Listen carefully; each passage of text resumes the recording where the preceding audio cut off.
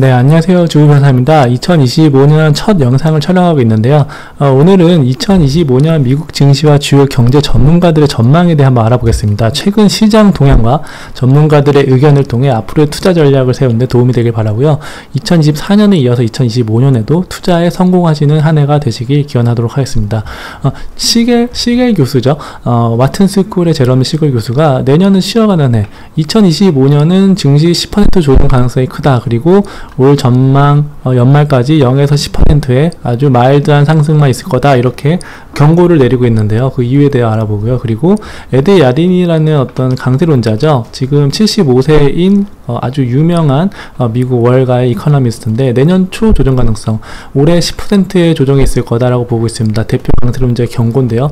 이거와 더불어서 오늘은 차트를 한번 분석해 볼 거예요. 지금 헤드앤숄더의 어떤 모양을 보이고 있는 S&P 500 지수에 대해 알아볼 건데요. 헤드앤숄더 차트가 뭐고, 그리고 그 이후에 어떤 경로를 그리는 경향이 있는지 한번 알아보도록 하겠습니다. 사실 2025년 1월 3일은 새해 첫 주 금요일인데요. 미국 증시가 강세를 보이면서 한 주를 마무리했죠. 다우 지수는 0.8% 상승, 나스닥 1.77, S&P 500 지수 1.26%, 소형주인 러셀 2000 지수가 무려 1.49% 상승으로 끝났는데요.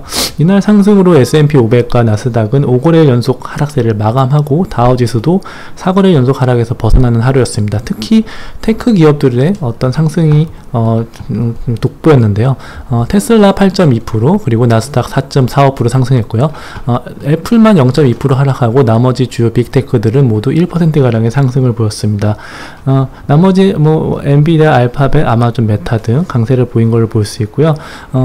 전반적인 모든 업종과 종목이 반등에 성공하는 모습이었습니다. 다만 아까 처음에 말씀드렸듯이 에드 야디니 교수가 이분은 올 연말에 S&P 500 지수가 7,000까지 갈 수 있다, 한 15% 정도의 상승을 바라보는 분인데, 그럼에도 불구하고 1월에는 10%의 오히려 하락을 전망을 하고 있습니다.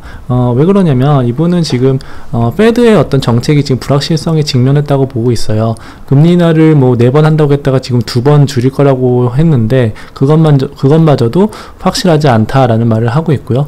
이런 재정 정책의 불확실성과 재정 정책의 불확실성까지도 좀 함께 지금 작용하고 있다는 거죠. 아까 말씀드린 통화정책, 페드의 통화정책이 불확실성이 큰데, 1월 20일에 트럼프가 취임하고 관세라든지 그리고 이민자에 대한 정책, 이런 것들을 봤을 때 재정 정책마저도 되게 상당히 불확실성에 처해 있다. 그렇기 때문에 1월에는 10%의 하락을 점친다라고 얘기를 하고 있습니다.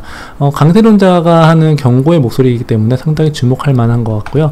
이분은 와튼스쿨의 제러미 시걸이라는 유명한 주식 전문가인데요.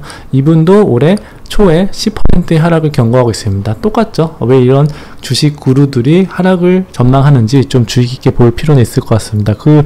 제레미 시걸 교수의 어떤 하락의 어떤 전망 이유는, 올해는 시장이 약세를 보일 거다. 올해는 2년 연속 지금 상승장을 맞았기 때문에 2025년에는 0에서 10%의 마일드한 상승만이 있을 것이다. 그리고 지금 AI의 어떤 관련주가 실망을 줄 가능성이 높아지고 있다. 왜냐하면 지금까지 너무 관심이 많고 어떤 상승에 대한 기대감이 높아진 상황에서 인공지능 기술의 실제 구현과 수익 창출 속도가 기대에 미치지 못할 수 있다, 이런 우려 때문에 주식이 떨어질 수 있다, 이렇게 보고 있고요. S&P 500이 2년 연속 20% 이상 상승했던 그런 역사적 전례에 비춰봤을 때 사실 이런 어떤 거는 1990년대 말 이후에 거의 처음인데, 그렇기 때문에 역사적인 상승 이후에는 좀 주가가 좀 약세를 보이는 경향이 있다, 이렇게 보고 있습니다. 마지막으로 이분은 에리안이라는 분이 쓴 글인데요. 이분 한 말도 상당히 흥미롭습니다. 최근에 어떤 주식 조정이 단순히 프로핏 테이킹이나 포트폴리오 재조정으로 보는 견해가 있는 반면에 사실은 투자자들이 다른 가능성에 대해서 주목을 하기 시작했다는 점을 지적을 하고 있습니다. 어떤 거냐면요, 덜 비둘기적인 연준의 스탠스, 그리고 재정 정책 혹은 통화 정책의 불확실성, 그리고 어떤 글로벌적인 어떤 지정학적인 어떤 불안정성, 이런 것들 때문에 현재 주가가 떨어지는 거일 수도 있다. 단순한 프로핏 테이킹이나 포트폴리오 재조정이라면 금방 반등을 하겠지만, 이 후자의 어떤 불안정한 혹은 불확실한 통화 정책과 재정 정책 그리고 지정학적인 요소가 결합된 거다라면은 앞으로의 어떤 조정이 기대되는 그런 국면이라고 볼 수 있을 것 같습니다. 그리고 처음에 말씀드렸던 역 헤드 앤 숄더 모양에 대해서 한번 살펴볼 텐데요. 지금 이게 왼쪽 어깨, 그리고 머리, 그리고 오른 어깨 모습을 보이고 있는데요. 역 헤드 앤 숄더 모습에 의하면 S&P 차트의 분석에 있어서 주의를 요한다고 말씀드릴 것 같습니다. 상당히 마지막으로 제가 전해드리는 중요한 정보가 되겠는데요. 최근 S&P 500 지수의 차트 모양이 헤드 앤 숄더 패턴과 유사한 형태를 보이고 있다는 점 주의를 요하고요. 이 패턴은 주가 하락의 전조로 여겨지는 경우가 많아서 투자자들의 각별한 주의가 요구된다라고 볼 수 있을 것 같습니다. 하지만 이런 지수는 절대적으로 맹신할 수는 없겠지만 저희가 참고는 할 수 있겠죠. 여기 보시면 왼쪽 어깨와 머리, 오른쪽 어깨, 여기 보시면 왼쪽 어깨, 머리, 오른쪽 어깨, 그리고 이 넥라인 아래로 주가가 하락하는 경우에는 더 추가 하락할 수 있다라는 거고요. 이건 사실은 앞으로 우리가 좀 더 지켜보면서 넥라인, 여기가 지금 이 정도가 넥라인인데, 요 넥라인을 추가로 하락한다면 앞으로 한 10% 정도의 조정이 있을 수 있다, 이렇게 보시면 될 것 같고요.